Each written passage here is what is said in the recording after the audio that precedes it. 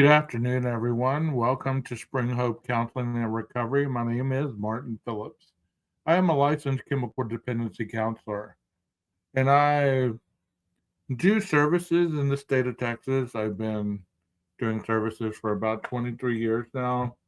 I started this whole journey, went through the whole process of gaining my internship and also going throughout Texas to learn different modalities about chemical dependency and everything attributed to that. So, if you have had any issues with drugs or alcohol, you understand that relapse is a dangerous portion, and it's hard to really understand if it's happening to you at the moment or if you're setting yourself up for a relapse. So, today I'd like to talk about the relapse dynamic. And I'm going to show a video and kind of go through the video with you so that you can have an understanding of what I'm talking about. This individual's name is Michael Johnson, and he is a substance abuse counselor. And he learned the setup for relapse working with the prison environment. So let me go ahead and begin this, and then I will discuss it as we go along.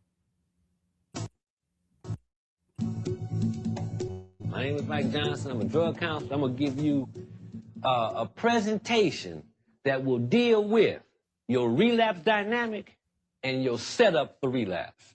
Okay? That's what I'm going to work on today. Here's the thing, though.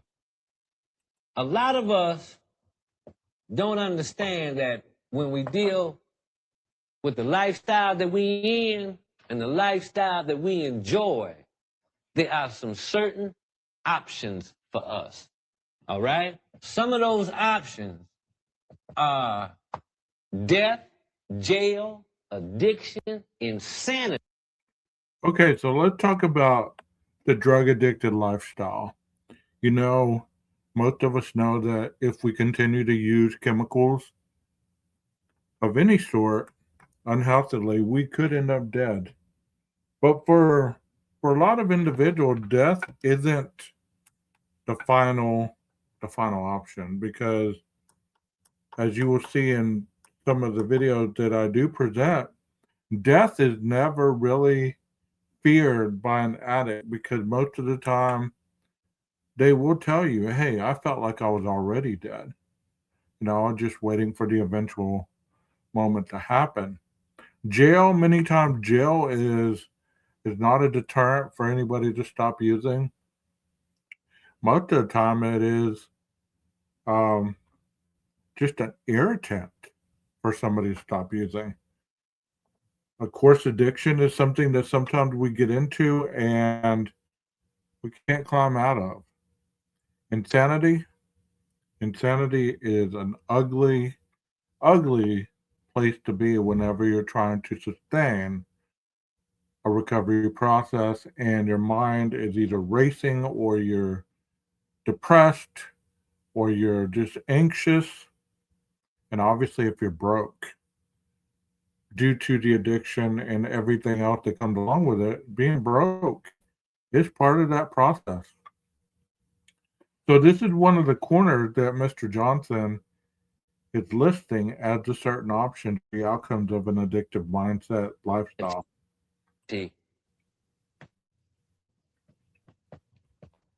And broke. All right? The thing is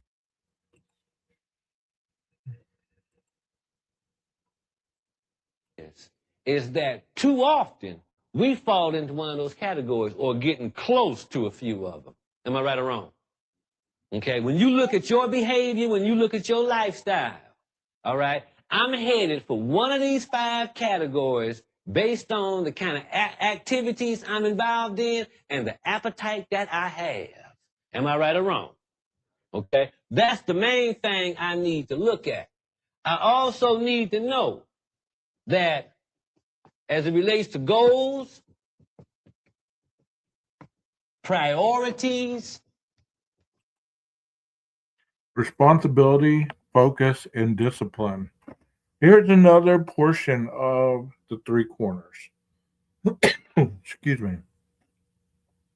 These three corners, most of the time, whenever you're trying to get your life back in order, you don't have the goals that it takes to be successful. You don't have the priorities that it takes to be successful. The responsibility is not there, and you're struggling to regain it. Your focus is not there, and obviously your discipline is not there as well. So early on in your recovery process, you're seeking a stability, you're seeking balance. But if you've never had these things, it's difficult to maintain them. responsibility, and our being focused and maintaining a certain amount of discipline, that is an area we have problems in. One thing that I find is always relative to the relapse dynamic of individuals involved in the criminal justice system who also use mood-altering chemicals, they are not real clear on what their goals or priorities are. Oftentimes, when they talk about their goals and priorities, what they're doing is giving the counselor a lot of lip service and trying to tell a counselor what the counselor wants to hear. We say things like, I'm going to church, I'll get a job, I'm going to spend time with my family, I'm going to go to school, I'm going to use 12-step groups. That's what we tell a counselor. It may also be some of the things that we truly desire to do. Am I right or wrong? But there's another part of us that always has a certain hidden motive. Like many of you sitting here right now, you may want to give up alcohol and you may want to give up drugs. But there's something else that you don't want to give up. And before he says that, think about that a minute. You might want to give up drugs. You might want to give up alcohol. But there's something that you don't want to give up that's associated with the lifestyle of drugs and alcohol, and that is the lifestyle itself. What makes people so hesitant to give up that lifestyle? So hesitant to not want to hand over power and control? Mr. Johnson continues to speak on this. What might that be? That's closely associated to the alcohol and the drugs. Lifestyle. What you mean by lifestyle? Well, I mean, if you're involved with drugs, sometimes you're involved with impress people, looks, cards, same thing. Okay. Now watch this one. When he talks about lifestyle, here's something else. There's another corner. This corner here, sex, money. Here's the three corners. He's talking about these are the things that many people are hyper-focused on throughout their addictive lifestyle. They're looking for somebody to have sex with, somebody to manipulate, somebody to get some money from. Material things which are a significance of status. You feel the more you get, the more successful you are. Family, a lot of times, doesn't mean very much to individuals who are living this drug-addicted lifestyle. And loved ones, they are just disposable because they're being used to get what we want, which, as he explains here in a minute, it will make a lot of sense. Material things, family, and loved ones. Those are my three corners. Those are the three corners that we tend to operate out of the most. Keep in mind, this bottom box is blurred. It's not really defined like it should be. To whereas the individual is not truly understanding what their purpose or goals are as it relates to their priorities and their needs in life. Okay? When we move from this box to this upper right-hand corner is when we start making a lot of deals. You can sit here with me all day long, and I'm going to try my best to keep you in this middle box. But many of you will be preoccupied. But like he says, he's going to try to keep you in that middle box. But like he says, a lot of people don't want it. A lot of people don't want it. And obsessed with something or somebody in this upper right-hand corner. Okay? And as you nod your head, it makes me understand that you know what I'm talking about. Okay?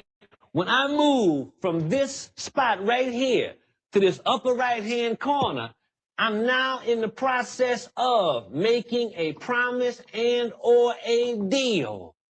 Well, how many of you who are watching this know somebody who made a lot of promises and deals? If you let me borrow the car, I'll clean it out, I'll bring it back full of gas, whatever. Or if you let me do this, I'll do that. But when it comes to doing what they say that they're going to do, it never happens. Let me borrow the car for a little bit. I'll bring it back. Think about that. And this is where I'm going to stop this portion, because all I'm doing is basically giving you a little outcome of the setup for relapse. Here at Spring Hope Counseling and Recovery, I'm able to help you overcome those isms, as they're called, in order to get your life in order. To help you to understand that it's not all about you anymore, and it's not about the world around the world revolves around you. Because in my own experience, I used to believe the world revolved around me and everything was for my taking. I took more than I gave, and oftentimes led me to very, very dark paths. I hope that you enjoyed that, and I hope that you give my program a chance. If you're interested, the video that I have in the channel, it has all my contact information. Spring Hope Counseling and Recovery. 682-220-2689. Text me or call me to set up an appointment for a free screening, and we'll take care of the rest. Thank you so much for being here with me.